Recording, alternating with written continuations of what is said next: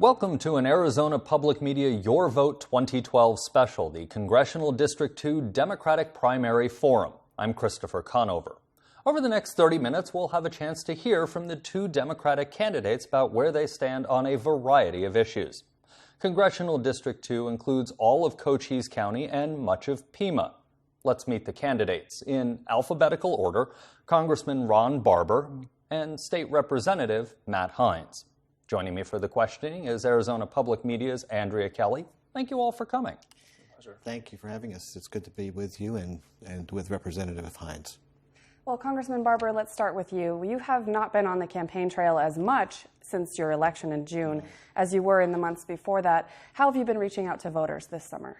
Well, I've come back every weekend. The first weekend after I was sworn in, we had a Congress on Your Corner. Wanted to get that established right away, that we were going to continue that practice of accessibility to the voters. And I was pretty impressed and very grateful. 300 people showed up in 107-degree weather, and it was a wonderful opportunity to engage with the people that I represent.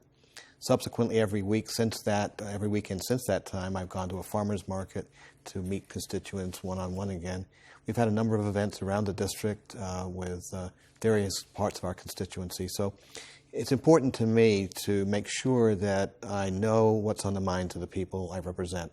That's the only way you can really be a good representative, is to stay in touch. And also, of course, in D.C., I've been working hard to address some of the issues that I said I would address when I went there, sticking up for veterans, looking out for border security, passing a jobs bill, which is really going to create thousands of jobs across the country in Arizona. It's been a busy time, but I've enjoyed it immensely, and I'm deeply honored that the people of Southern Arizona have sent me there to be their voice in Congress. And Representative Heinz, you put your campaign on hold to support Congressman Barber when he was running for office. How has that shaped your campaign now that you're running against him? I did, and it's a very unusual situation, but back in January I did declare initially for the special that has now been concluded, and also for this election right now. But I agreed with former Congresswoman Giffords and with a lot of my colleagues that we needed to get behind one person, and especially to work very hard to defeat Jesse Kelly, who I believe was just the wrong choice for the district. And I was very pleased to support my friend and now opponent at that time. So, but now this is a different race, and it's a different district. And you mentioned it a little bit, but it's changed quite a lot. Oro Valley and Marana gone. A lot of the areas around the university added, about 26,000 new voters added to the district. And Santa Cruz County has now been removed. So it's a very different district, and this is for a full 2-year term. And I believe then and now that we must send the strongest advocate from Southern Arizona, one with experience, as I have in the legislature. Even though the district has changed, District 2 versus District 8, this being the new District 2, it still is one of two districts that actually is a border district. Cochise County, of course, touching the border. Border is always an issue in a congressional race in Arizona, especially Southern Arizona. So what's your border plan, and what takes priority among the so many myriad of issues when it comes to border security? And we'll start with you, Representative Heinz, and then we'll come to you, Congressman Barber. Yeah, the border is a huge issue, as you said, especially for this district. But and border security is a primary concern, but it cannot be the only concern. It has to be something that we balance with growing jobs in the economy and growing the Southern Arizona in that way, and educating our children and making sure that in this terrible time of cuts to education from the state level, that we act at the federal level as well to make sure that we are getting everyone access to the best type of education. But in terms of the border, we have to absolutely listen to our agencies. We have to trust the Border Patrol, those who are serving and know it best, and we have to listen to the people down on the border as well. But I've been in Douglas, Naco, Bisbee, 8 trips to Cochise County alone.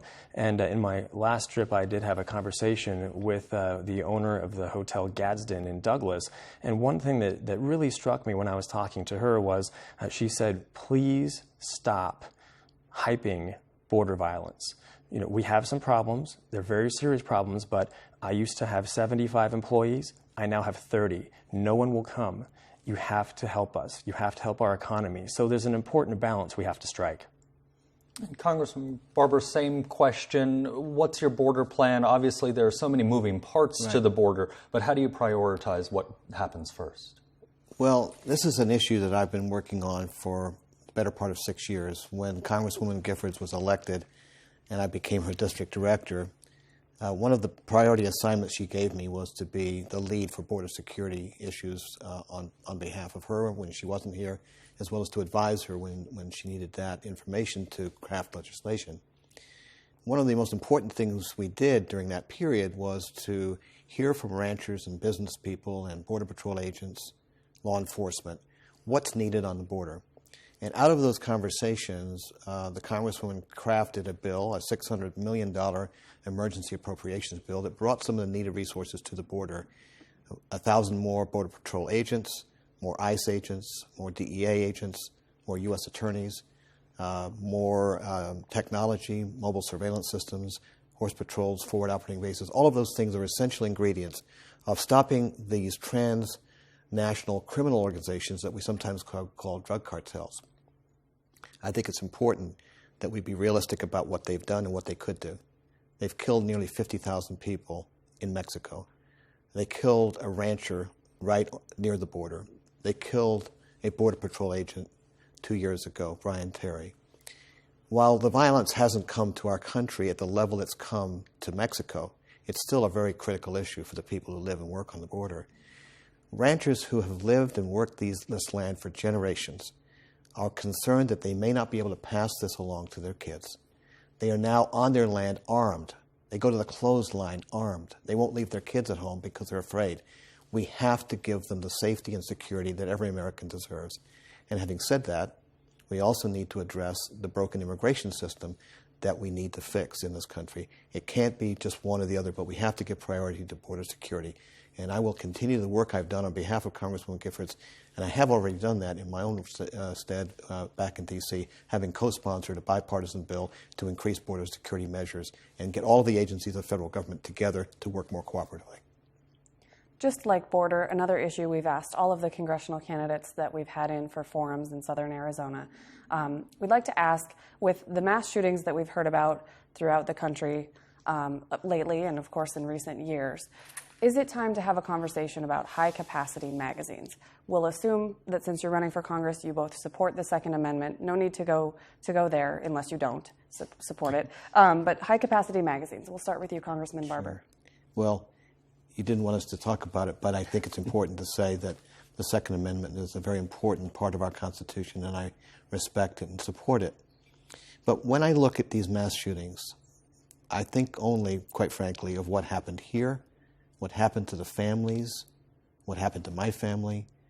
And when it happened in Aurora, my first thoughts were to those phone calls that were being made to family members saying, we think your son or your daughter or your relative has been injured. We don't know if they're dead or not because we didn't know for several hours here as well as in Aurora and in Wisconsin similarly. You know, the issue really is how do we deal with people who are disturbed to the point where they might commit a violent act. There are people in our country who are sometimes determined to be a danger to self or others. Our mental health system has not helped address the issues that those folks present. When we look at the shooter in Tucson, clearly he had a serious mental illness. Now, I just want to make it clear that 90% of people with mental illness never commit a violent act. In fact, they're more likely to be victims of violence than to perpetrate violence. But we have to do better. We have to make our community more aware of what the symptoms are. We have to have a mental health system that works for them, and we cannot continue, as we've done in Arizona, to cut mental health services. We need to make sure that our community knows that stigma is an issue that prevents people from getting treatment. We need to address those issues. For me, it's a very personal issue. Having been shot, having seen my colleague die, having seen my boss shot, and thank goodness survive, having seen Judge Roll beside me shot, I really can't go beyond initially thinking about those victims in Aurora and Wisconsin as I thought about what happened here. It's very personal and it's very emotional, and that's how I reacted to Aurora and to Wisconsin. Let me just follow up real quick. In addition to the mental health services, you're talking about yes or no, time to talk about high-capacity magazines? Well, first of all, I think we need to sit down with the people who I think have a good understanding of these issues. My first conversations will be with law enforcement agencies, with local police departments, sheriff's department. What do they think we need to do? We have laws on the books that we don't fully enforce. We have to do better at that. We also need to talk to law enforcement to find out what they believe are the right answers to these problems, and then with their advice and the advice of our community, move forward and take whatever action is appropriate. But this is not the time, in the emotion of these 3 shootings, of the 2 most recent shootings, to engage in this kind of political debate. I think we have to respect the people who were shot, who were killed, and we have to have a longer and more serious discussion with the people who know about this issue in depth, and law enforcement is one of those groups, and then we can get to some answers that are important. And State Representative Matt Heinz, same question. Is now the time to have a conversation about high-capacity gun magazines? I believe it is, and I think that one of the best ways to honor the memories of those who were lost and to really serve those families who were affected by this is to embrace that. And I'm not saying that there needs to necessarily be a ban, but that should be on the table. And it is something that in many of the recent shootings we've seen here in Tucson and also in Aurora, high-capacity magazines were involved. And one thing that would have, could we stop all of these disturbed folks? No, we will never. Do we need to beef up and bolster our mental health services to try to help people? Yes, we do. Will that stop all of them? No. But what would certainly mitigate some of the damage and some of the casualties very clearly is 20 fewer bullets leaving Jared Loughner's gun. And because that's when he would have had to reload. He had 31 bullets in less than, I believe, 20 seconds leave that muzzle. And if he had to stop for 5 or 10 seconds and fumble around and reload and get tackled at that point, 20 fewer bullets would have left his gun. So I do believe that there is a place for that discussion and that it is appropriate to have it and in a mature, open way. And as well, to have a discussion about our mental health system, and everything needs to be on the table. So I believe this is a time to do it. Coming up in January are mandatory federal budget cuts known as sequestration.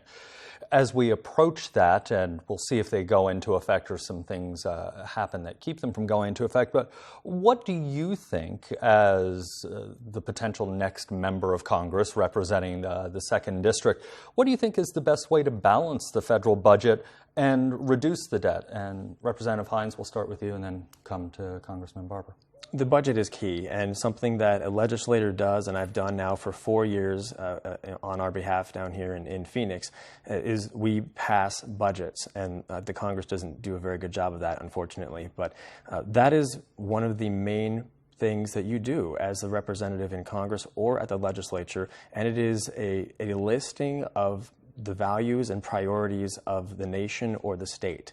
That's why it's such a tremendous priority for me. And to the sequestration you referenced, that is, I think, an abdication of the responsibility and duties of our representatives. You can't just say 10% across the board cut or anything arbitrary. That does not fulfill, I believe, the obligations of our representatives. You have to look at programs and find out what can we trim, what can we trim more, what can we not trim at all. You can't just say 10% works for everything. So I don't believe that that is a failure of our representation, and we have to look at all these subsections of the budget one at a time and give them their due discussion and priority and value them. And Congressman Barber, same question to you. It's a huge problem that should have been worked on more seriously by the Congress than it has.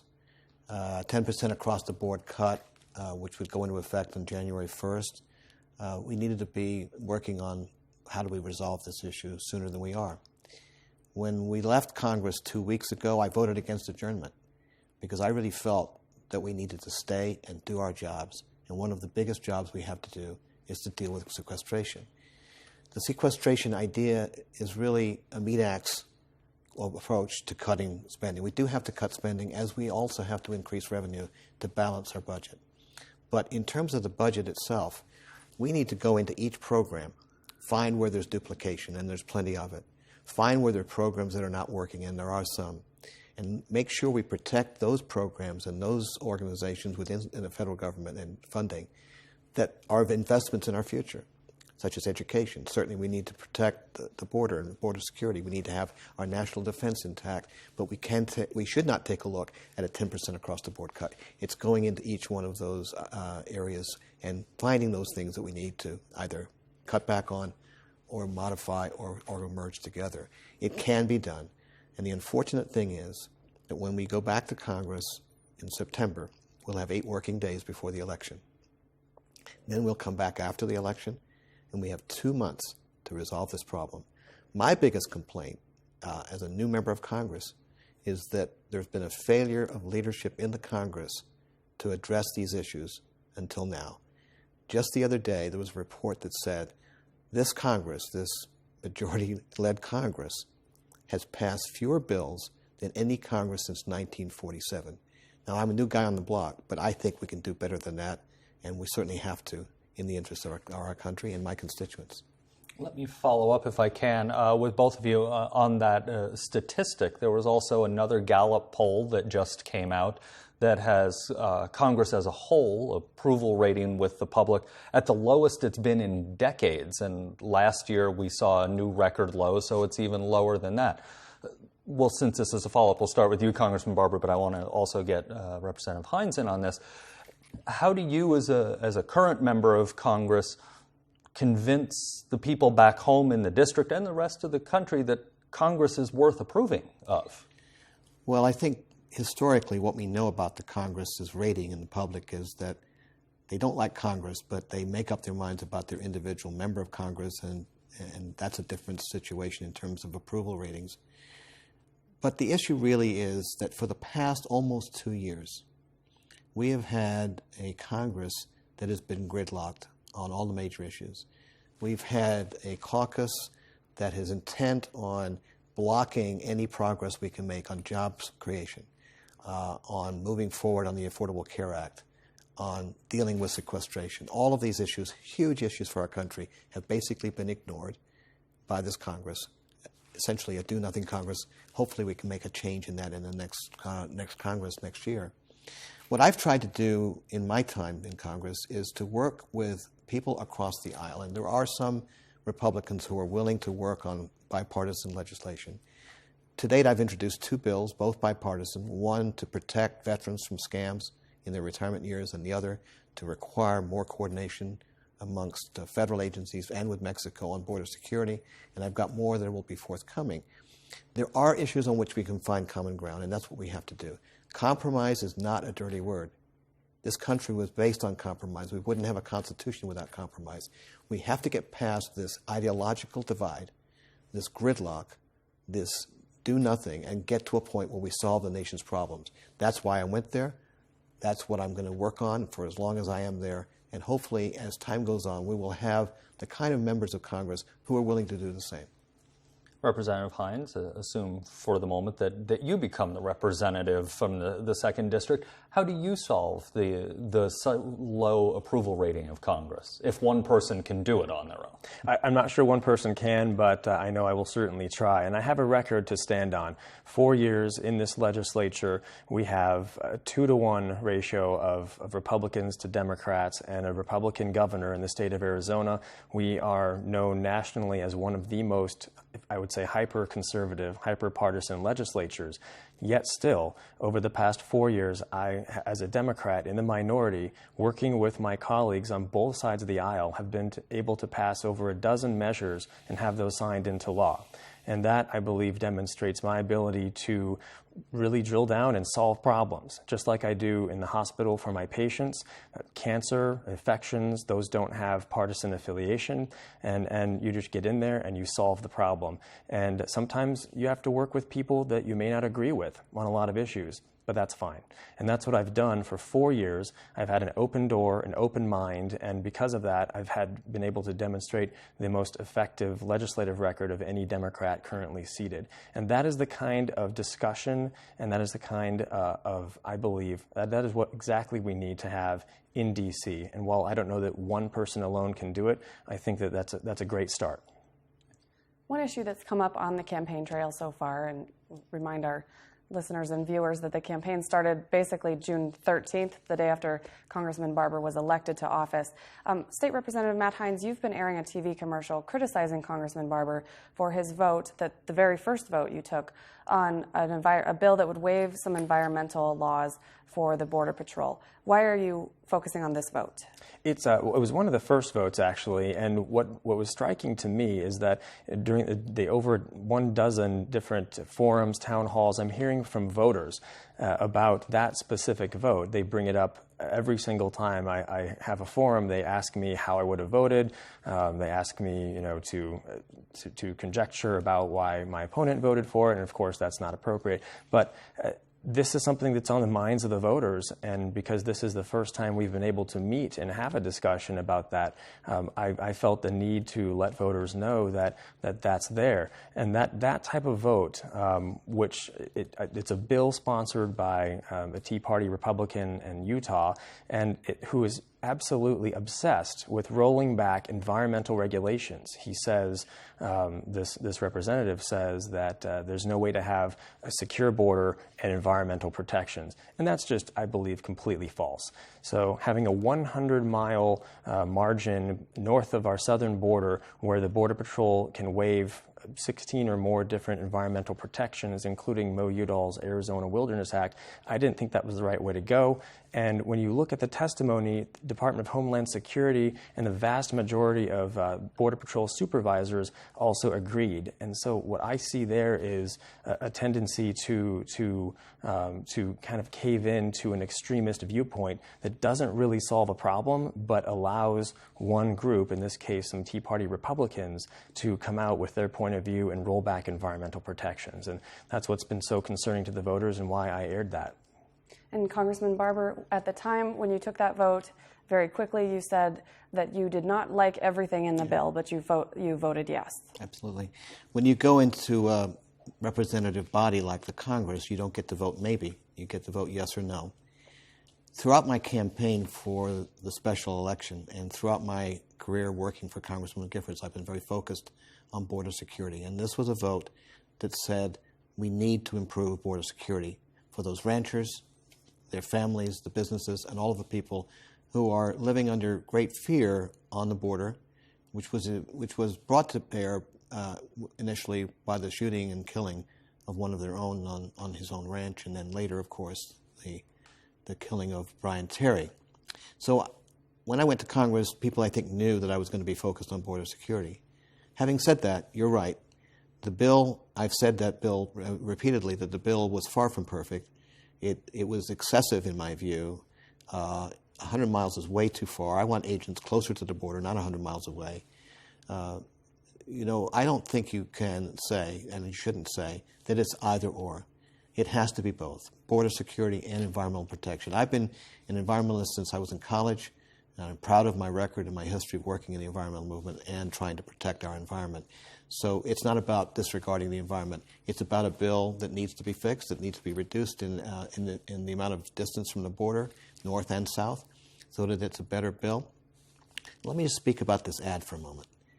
This ad, I think, is despicable because my opponent is suggesting that I'm aligned with the Tea Party. After the Tea Party organization spent millions of dollars to defeat me in the special election. He knows it's absurd, and he should denounce his own ad, I believe. Let me say, secondly, the ad and what he just said a moment ago is not accurate. In fact, one of the bills he cites, and I worked with Mo Udall, I campaigned for Mo Udall, I was on his campaign committee. I admire him greatly. He was a great environmentalist. But one of the bills that Mr. Heinz cites in that scroll down on the screen is a Mo Udall bill. And I don't think he's read it, because had he read it, he would know that that bill includes an exemption for Border Patrol and border security operations. Clearly stated in that bill, even in 1990, Congressman Udall knew that there was a border security issue, and it's gone up 20-fold since that time. So I think it's absurd to call me anything aligned to the Tea Party. I've never been, and I never will be. But you vote on individual bills, and that's what I said I would do, and that's what I did, and that's what I'll continue to do. I'm not going there to be a party line person. I'm going there to represent my constituents and to vote bills as best I can, representing their interests and my own conscience and what I think is in best interest of our constituents. We're getting really short on time, but I want to see if you want a quick response. He just asked you to denounce that bill, Representative Heinz. Well, I denounce the bill, but I don't denounce the ad because it is accurate. And we're very careful with what we put in there. And this was an extremist bill sponsored by a Tea Party representative, and I believe that it is caving to an extremist point of view. And in terms of not being able to vote maybe, I completely agree, because then 1 week later, my opponent chose to vote to sue Attorney General Eric Holder in civil court. And I think for an ongoing investigation, that was a Tea Party partisan witch hunt and something that no Democrat or really anyone who wants stuff to get done should be participating in. So it's a pattern of caving to an extreme. We only have about a minute, but yes, I have please to respond go ahead. to this because this is another example of misrepresenting what I've done and why I did it. And this is the kind of campaign that my opponent has been running. He talks about experience. It seems to me, Matt, that you have experience in running political attack ads and caving in and cutting deals with right-wing sheriffs. What I did in that Holder vote was to say, in the first instance, I would not vote for contempt, criminal contempt against the Attorney General because it wasn't warranted. There was no evidence to support it. The bill I voted for was to authorize the Congress to take the matter to court where the issue of executive privilege could be adjudicated as it should be. No president should be allowed to invoke executive privilege without question. I think that's happened over the years, and we need to question it. And the Congress has a responsibility to get the facts. And Brian Terry's family need to know what happened to their son, why those guns were there. 19 months later is way too long. That's why I voted for that bill. Unfortunately, we have reached the end of our time. The half hour always goes very quickly. I want to thank both of you for coming in. Now, for our viewers and listeners, remember, early ballots are out and Election Day is next week. If you want to watch this forum again or get information on a variety of races affecting Southern Arizona, be sure to visit the Your Vote portion of our website at azpm.org. Again, thank you both for coming in, and thank you to all of our listeners and viewers for tuning in. For Andrea Kelly, I'm Christopher Conover, Arizona Public Media.